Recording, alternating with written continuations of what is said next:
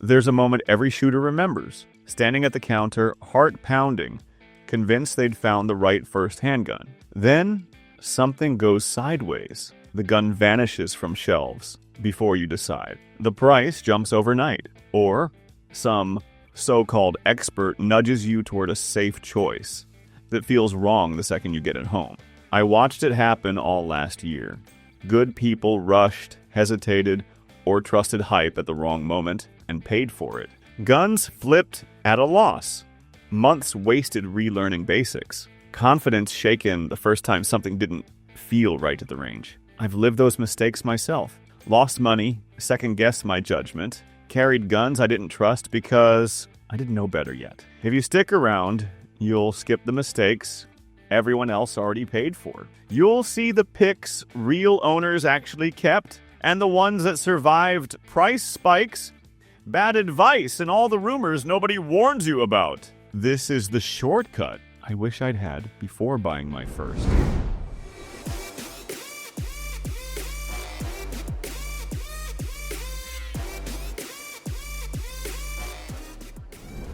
Early January, cold wind cutting across the range. I was there to help run a small beginner's class. Halfway through, a student's pistol locked up. Nothing but frustration, nerves shot. The instructor barely blinked. He unclipped his own Glock 19 Gen 5, slide-scarred, rear sight chipped, grip worn shiny, and handed it over. "Just use mine," he said, like it was nothing. That old Gen 5 had seen more drills than I'll ever count. The student fired off a full mag. No hiccups, no weird recoil, just a steady rhythm. Relief on his face, hands steadier already. After class, I got a closer look. Dirt packed in the serrations, frame beat up, but every control tight, every round fed clean. I asked how long he'd carried it. He laughed, said, "Long enough to trust it more than my truck." That's what stuck with me. In a pile of first guns that couldn't hack it, this Glock never flinched, never needed a backup plan. Some pistols are built for starter stories. The Gen 5, it's built to become the only story you need. Next up, a gun nobody saw coming, but everybody wanted to try after. One rainy Saturday not long ago, I watched a salesman at the local shop steer another first-time buyer toward the Ruger Security 9. "Great price, good for beginners," he said, eyes flicking to the stack of boxes behind the counter. The buyer hesitated, but with the shelves thin and choices few, he finally gave in. It's easy to feel like just another number in the store, walking out with a gun picked more for the shop's bottom line than your own needs. The Security 9 rarely shows up in glossy ads, or gets called anyone's dream pistol. At first, that new owner second-guessed everything.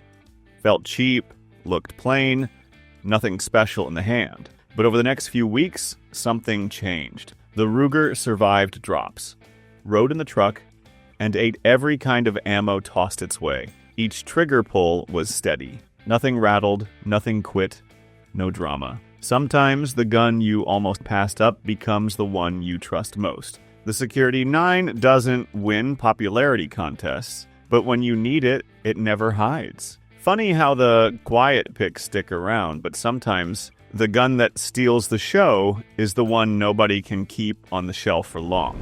It was late at the range. Class just let out. Empty brass, catching the last bit of light. I was hauling my bag to the car when an instructor, always the quiet type, flagged down a student with a word of advice. Off to the side, away from the group, he said it straight. "That first gun you picked, you'll wish you'd heard the problem sooner." Not once did he raise his voice or call out a brand in front of the crowd. But when the question came, what's actually survived out here? The answer was always the same. The Sig Sauer P365 X Macro. Instructors never made a show of it. They'd just nod, pull one from their own holster, or let a trusted student run a mag through it. The thing about the X Macro, it didn't care if you were a rookie or a veteran. It vanished in the waistband, shot smoother than most full-size pistols, and chewed through ammo that would make cheaper guns choke. By the end of the night, The only gun that never needed a quiet warning was the X Macro. Funny thing, everybody left talking about the same model, but as the parking lot cleared, a familiar shape on my own hip reminded me there's still something to be said for old school trust. And that's where the next gun begins.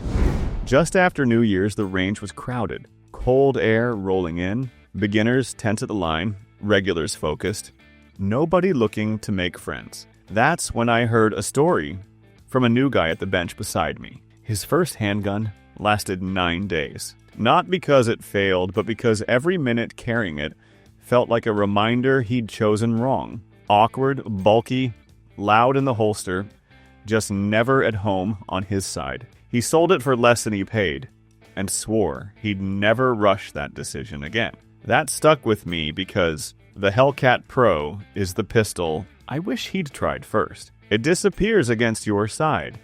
Low profile, grip that sits right in the palm, slim enough for a hoodie, but long enough you're not fighting it in the draw. First few carries, you stop worrying if people notice, the weight balances, the controls settle under your thumb, and it stops being something you have to think about. After a week, it just lives there. Nothing to prove, nothing to fix. Most new buyers never get that piece their first time around.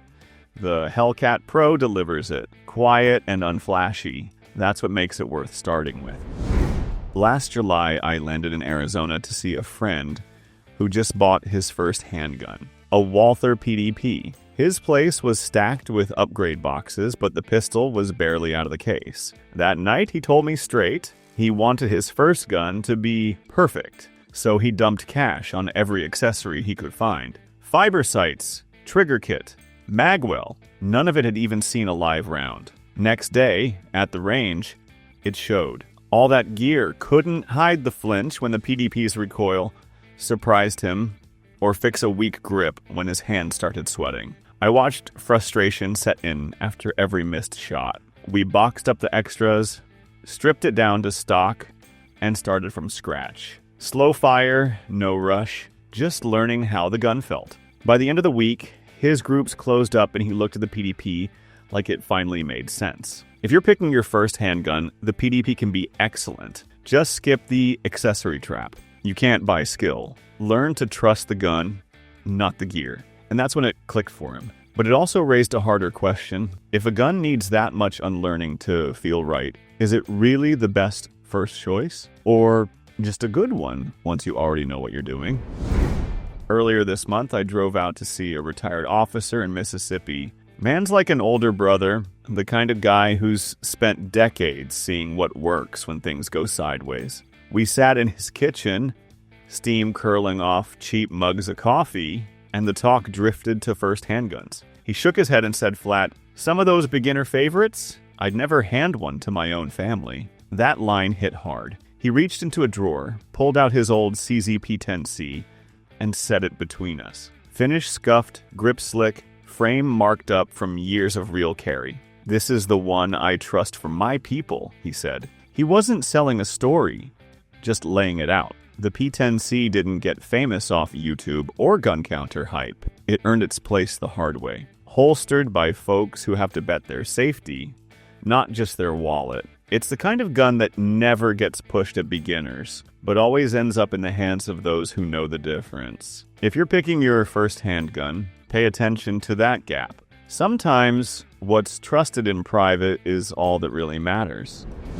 Last year, right around this time, midwinter in Austin, shop heaters barely keeping up, I went with a friend to pick out his first handgun. The salesman was sharp, pointing us straight to the M&P 9 Shield Plus. We both handled it at the counter. Perfect balance, grip texture that just clicked, trigger felt crisp. In that warm shop lighting, my friend looked convinced he'd found the one. A few days later, we met up again. He'd started carrying the Shield Plus, and right away I could tell something was off. The grip that felt so right in the store suddenly seemed too slim. His draw was awkward, and every step made him second guess how it sat under his jacket. At the range, his confidence faded faster than his groups. We both checked the specs again. Nothing but good numbers and reviews, but the comfort never returned. Grip confidence isn't something you can measure or read about. The Shield Plus should have been perfect,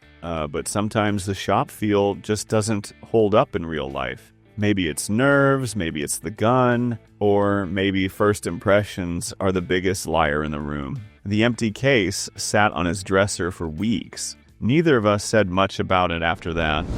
First carry day never leaves you. I remember standing by the bedroom mirror, jacket zipped, HKVP9, inside a brand new holster. The pistol didn't feel heavy on my hip. Not really. But every step out the door dragged my nerves along with it. That kind of weight isn't about ounces, it's about the decision you just made. On the sidewalk, every glance felt sharper. Every shadow, a question. My mind raced. Was it printing? Could anyone tell? The VP9's grip sat high. Frame pressing just enough to remind me it was there. I checked it at stoplights, in reflection, in the glass of shop doors, hoping nobody else noticed, even though I was sure they did. Halfway through that first day, the comfort of the gun on paper didn't matter. The stats, the reviews, the shop feel, none of it could quiet that internal buzz. Sometimes the VP9 faded into the background. Most times it felt like a secret I was too new to hold.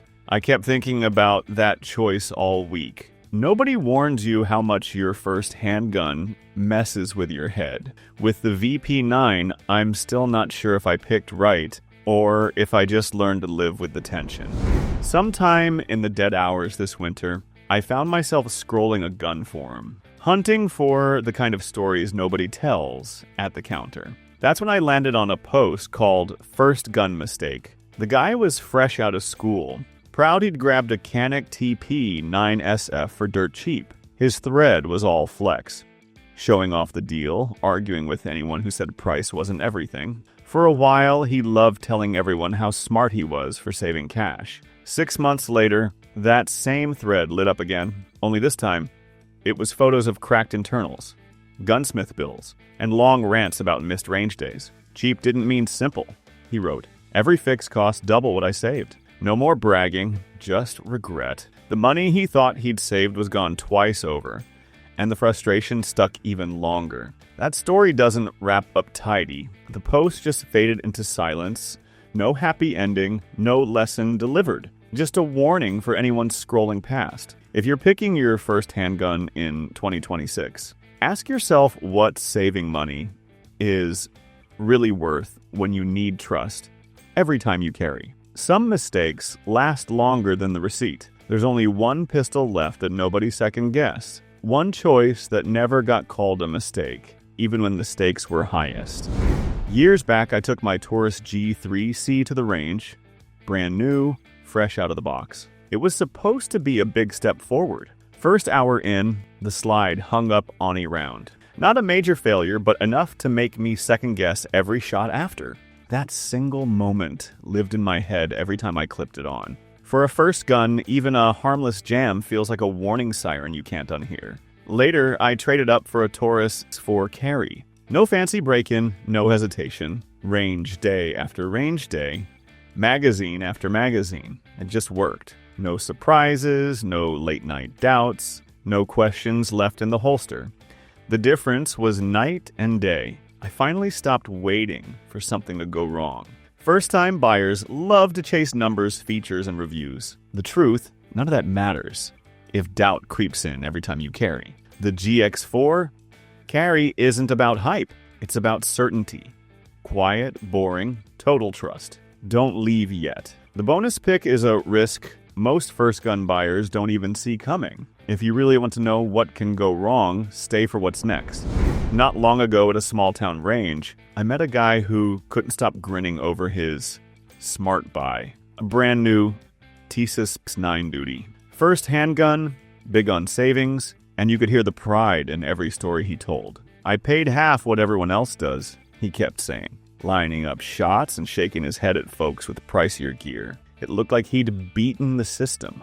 But a few months later, I ran into him again. That swagger was gone. He had a box of replacement parts, receipts piling up, and frustration leaking out with every sentence. The PX9 duty had started to slip. A spring here, a feed issue there. until half his range trips were spent fixing, not shooting. Cheap didn't mean simple, he muttered almost to himself. Should have just saved up. No magic ending, no upgrade, just a tired face, and a lesson that costs more than a receipt can show. Some first choices only look smart until you start counting what they take away. But if you think the only risk is about money, you're not ready for the next bonus. Stick around. Some guns carry a different kind of cost. There's talk that first-time buyers overpay the most. Not in price and mistakes. I was in a crowded shop one Saturday. Guy 2 spots down, raving about his PX4 Storm. Softest recoil out there. Rotates instead of tilts. Police love it. You're crazy if you pass it up. His pitch was nonstop, all stats and swagger. For a second, it almost worked on me. Then I picked up the PX4 myself. Everything slowed. The weight felt honest. The grip nothing like the rental Glocks or slim shields I'd tried before. Not bad, just different. That's when a memory hit. I'd seen this exact pistol riding in a cop's holster, battered and still in rotation, but never off-duty.